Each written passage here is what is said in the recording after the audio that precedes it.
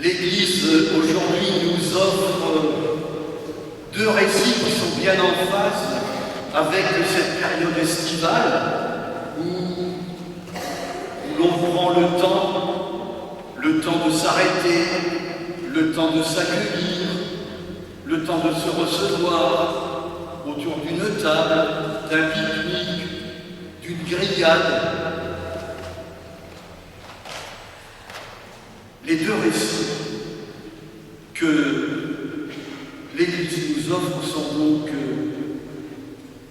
la Genèse avec Abraham qui reçoit trois voyageurs inconnus devant sa tente.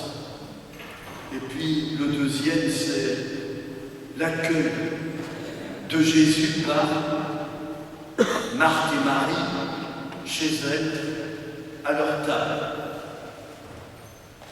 Dans le court temps d'une homélie, j'ai choisi de concentrer mon attention sur le seul évangile, la seule réception de Jésus par Marthe et Marie. Et cette réception a quelque chose d'unique et d'exceptionnel dans l'Évangile. Cette réception est exceptionnelle en ce sens que nulle part ailleurs vous ne trouvez des femmes qui accueillent un homme à leur table. Vous connaissez la société juive, une société qui était rigide, réglementée, corsetée, et il n'était pas question, et dans les mœurs ni dans les habitudes, que des femmes reçoivent à leur table un homme. Marthe reçoit Jésus. Un indice sur ce côté féministe de cet évangile, c'est que le frère de Marthe et de Marie qui s'appelle Lazare est absent. Comme pour mettre plus en valeur l'importance de Marthe et de Marie. C'est vrai, cet évangile a un côté inattendu, son côté féministe. Et j'ai découvert cette semaine que des membres de l'Action catholique des femmes de Suisse ont organisé une marche vers Rome pour plus d'égalité entre hommes et femmes à l'intérieur de l'Église. Je me suis demandé si leur initiative ne leur avait pas été inspirée par cet évangile. Ça a un côté étonnant, parce que, comme l'indiquait la première lecture, dans la Genèse, c'est Abraham, l'homme qui reçoit sa femme Sarah, est dans un coin de la tente, et c'est elle qui prépare les galettes, mais c'est lui qui reçoit. Un retournement de l'Évangile sur l'égalité homme-femme. Et puis, cet Évangile a un autre côté inattendu. C'est son côté pascal. Pascal au sens de Pâques, au sens de passage,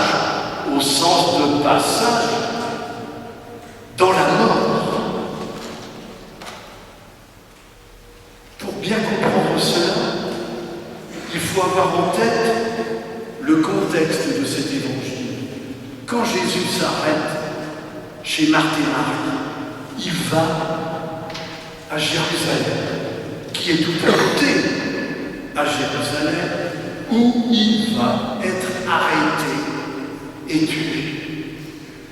Et j'imagine que dans l'esprit de Jésus, dans cette halte, il y a qui plane au-dessus de cette visite comme l'ombre de sa disparition et de sa mort.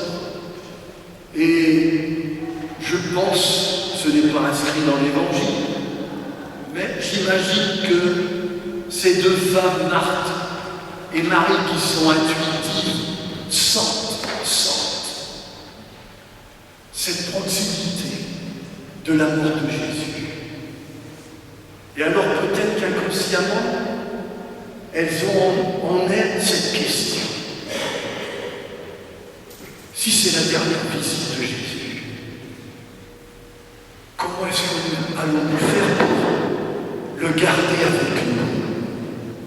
Le garder avec nous. Et ce qui est intéressant, c'est que chacune de ces deux femmes ont une réponse différente.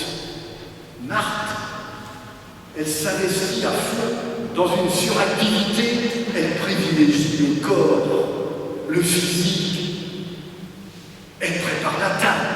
Et c'est une manière pour elle peut-être de mettre la main sur Jésus. Et puis Marie a une toute autre option. Elle, assise au pied du Seigneur, elle écoutait sa parole. Elle écoutait sa parole. Et quand Jésus aura quitté la maison, quand il aura disparu, qu'est-ce que ces deux femmes auront pour garder avec elles le Christ, Marthe? Rien, sinon le souvenir nostalgique de cet ami perdu, de ce repas.